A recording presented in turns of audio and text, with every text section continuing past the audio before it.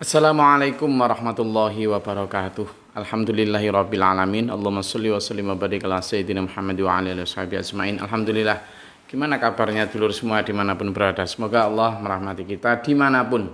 Kali ini saya ingin ngajak sampean untuk juga melihat kembali pertanyaan-pertanyaan dan pernyataan-pernyataan serta permintaan-permintaan. Dulur, kalau seandainya kita ditanya ya, permintaan apa yang paling sering muncul di kita? Atau gini, ada dalam satu ayat Allah itu menyatakan tentang betapa sibuknya Allah, betapa sangat kasihnya Allah di dalam memahami manusia. Satu di antaranya begini, ada dalam surat Ar-Rahman disebutkan a'udzubillahi minasyaitonirrajim. Bismillahirrahmanirrahim. Yas'aluhu man fis samawati wal ard kullu yawmin huwa fi sya'an.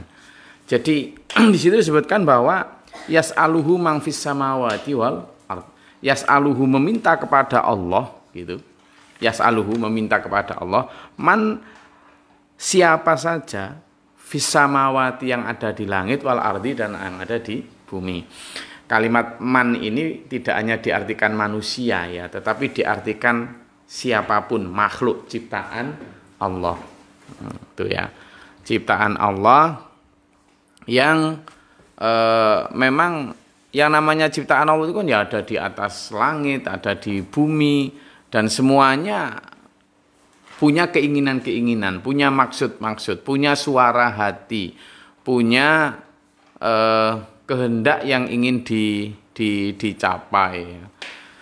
Jadi itu menjadi satu permintaan bahwa Allah itu begitu sayangnya kepada hambanya, begitu perhatian bahkan hanya kutikan hati saja dikabulkan. Jadi sekarang bahasan kita adalah pada yas'aluhu man fis samawati wal ard. Semua meminta kepada Allah, ya. Semua makhluk minta kepada Allah, dan permintaan ini menjadi satu pelajaran buat kita. Pelajarannya adalah gini. Ketika semua makhluk minta kepada Allah, sehingga kemudian Allah kullu yaumin huwa fi sya'an menjadi sibuk karena mencukupi itu, maka worth it enggak?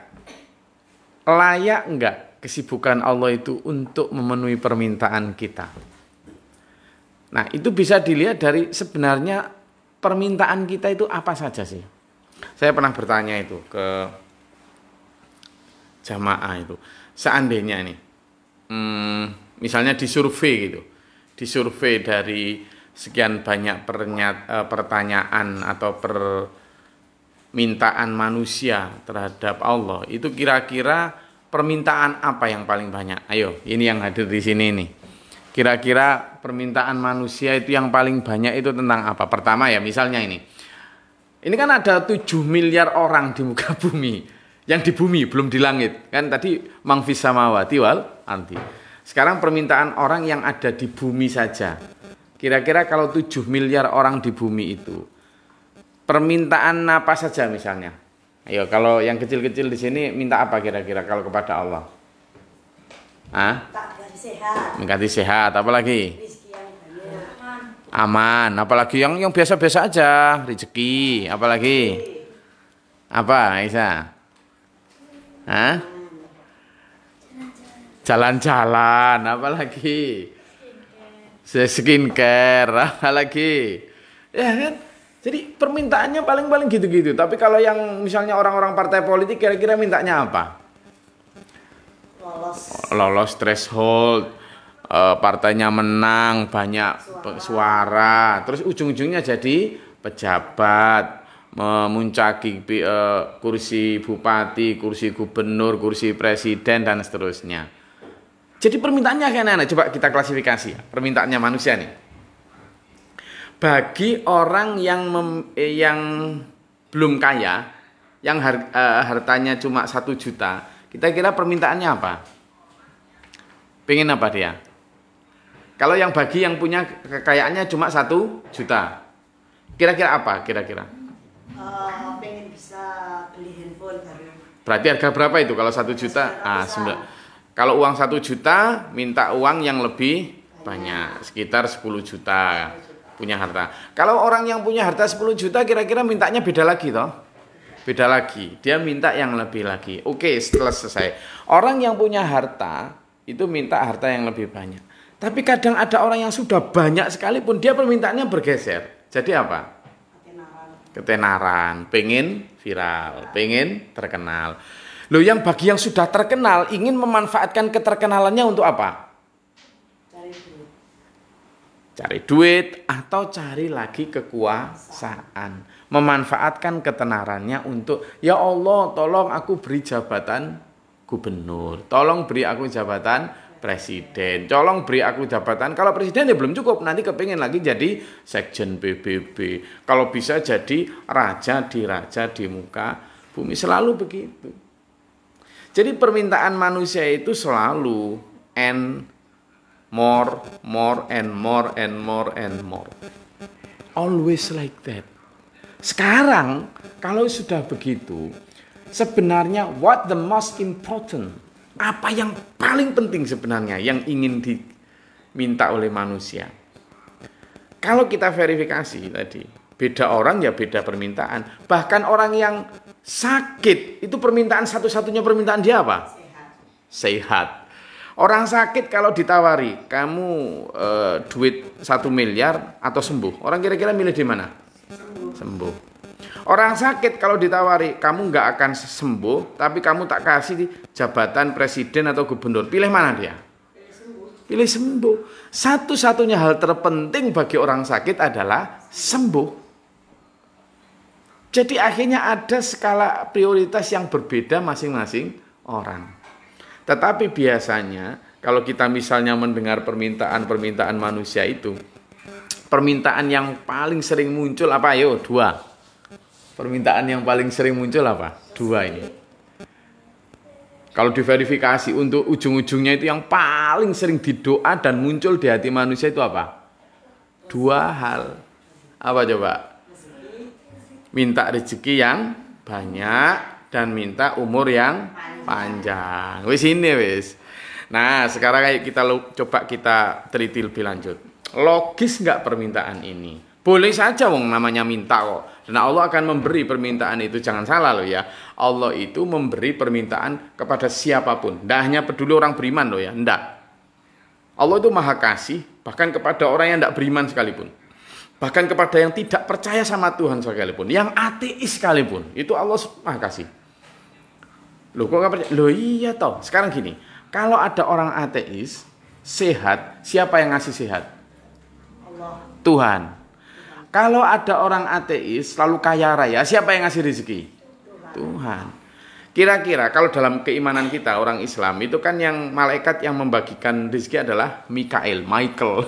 Nah, siapa yang ngasih siapa malaikat yang diperintahkan Tuhan kepada orang-orang ateis yang kaya raya? Ya Mikael sama. Artinya Tuhan begitu murah. Nah, kalau kira-kira ketika orang ditanya semua, permintaannya 2 itu, yakni harta dan umur panjang. Logis nggak ini? Kita coba lihat. Orang minta umur panjang, itu logis nggak? Orang minta umur panjang, kira-kira dikabulkan sama Allah enggak? Dikabulkan sepanjang apa? Artinya apa? Sekarang kalau sama misalnya, ya Allah minta umur panjang. Umur Anda sedang 40. Lalu dikasih umur panjang sampai 50 misalnya. Di 50 zaman minta umur panjang lagi nggak ketika ulang tahun biasanya? Saya sih nggak apa-apa. Minta berapa lagi? 70. Bisa 70. 70 kalau kemudian ketemu. Kalau misalnya ada Israel datang gitu. Israel datang. Ini waktunya kamu balik pulang ke akhirat. Kira-kira kalau sama dikasih kesempatan minta itu minta tambahan lagi nggak? Minta. Berapa lagi? Kalau bisa 100 tahun lagi.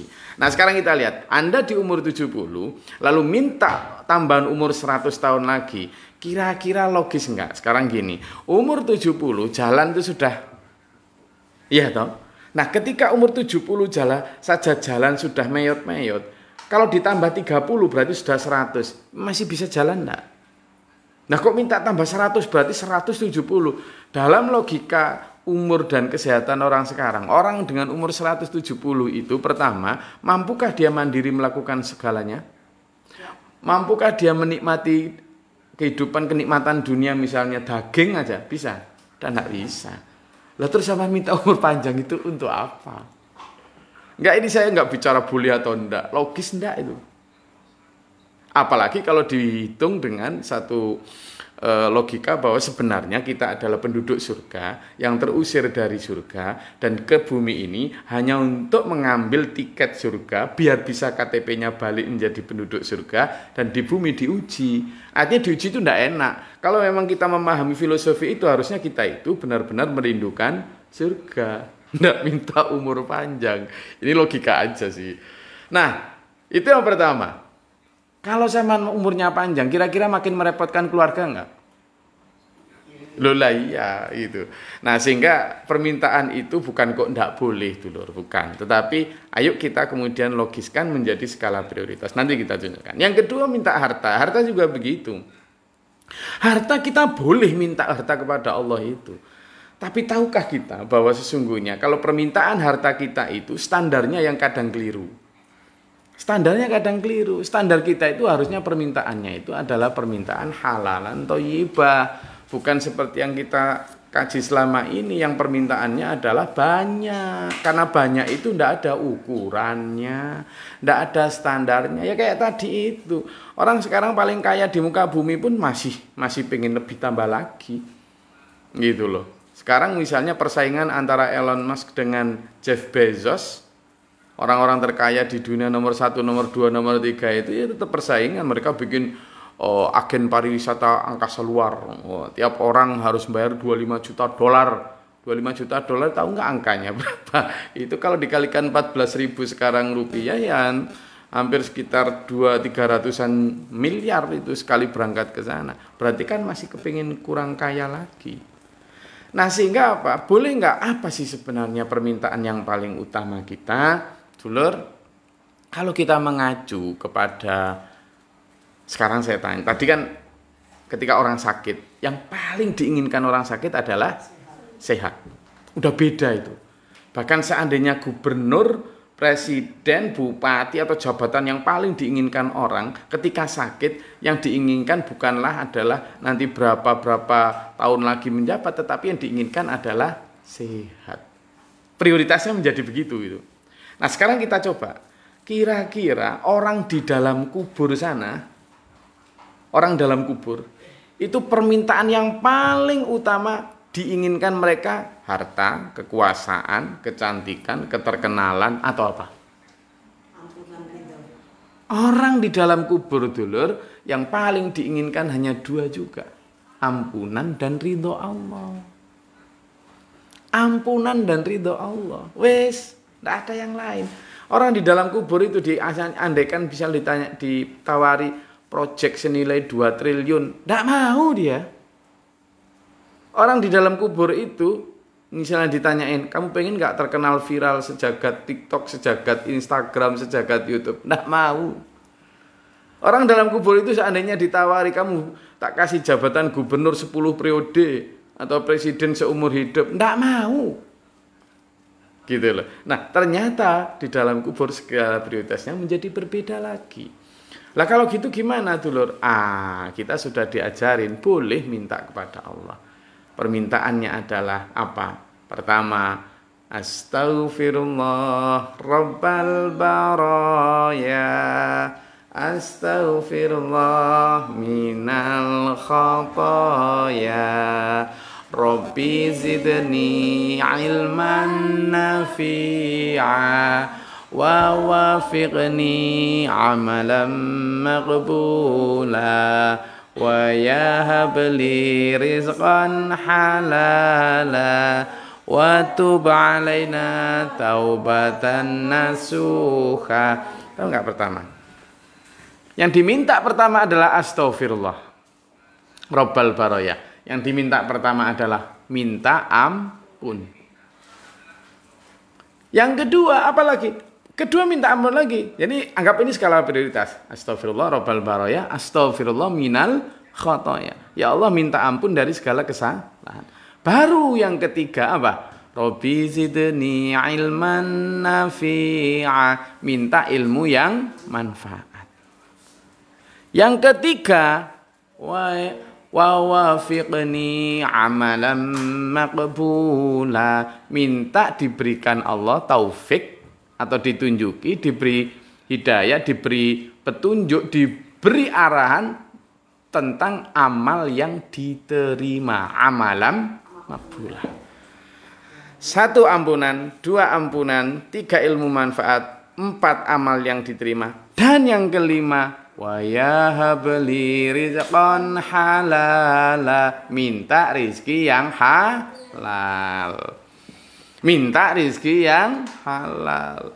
Nah sekarang ini orang boleh minta rizki, tapi yang diminta biasanya minta rizki yang banyak.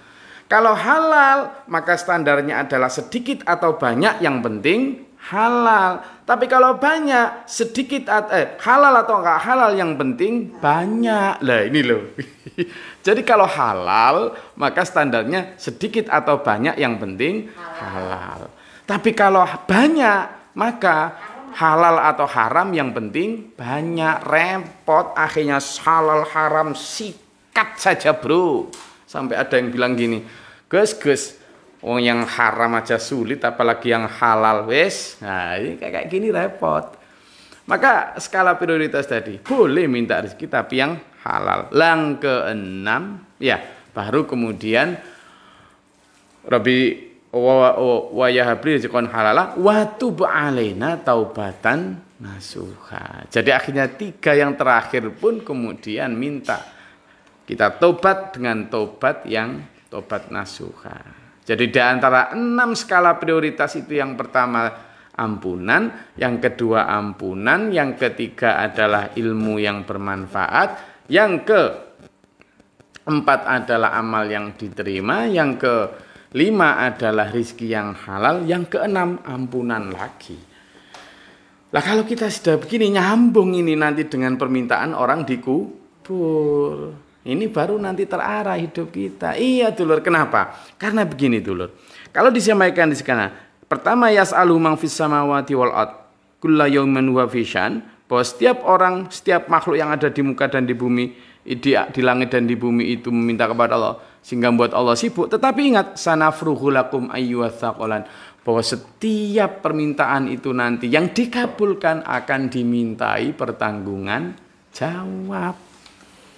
Kalau sudah dimintai pertanggungjawab ini gimana, repot sampean. Jangankan yang dikabulkan, yang tidak dikabulkan lo dimintai pertanggungjawab. Maksudnya gimana? Sampean misalnya minta dikasih jabatan, dikasih lulus, dikasih rezeki, dikasih istri, dikasih suami, lalu belum dikabulkan Allah. Nanti ditanya sama Allah, waktu kamu berdoa kepadaku lalu belum tak kabulkan, bagaimana pendapat kamu itu? Kamu mutung, kamu merajuk sehingga tidak berdoa lagi, atau masih tawakal ikhlas? Ditanya, apalagi yang dikabulkan. Yang dikabulkan, aduh dulur, detail pertanyaannya itu jangankan harta 1M, 2M, peniti 1 itu loh ditanya sama Allah. Masih ingat toh hikayat tentang bagaimana ada seorang kaya raya yang memberi buat sayembara, siapa nanti yang ketika aku mati nanti mau menemani aku dalam kubur selama 40 hari, maka akan aku beri apa? Separuh kekayaanku. Gitu. Bukan separuh hari, ada 1 bulan, 2 bulan atau 2 bulan.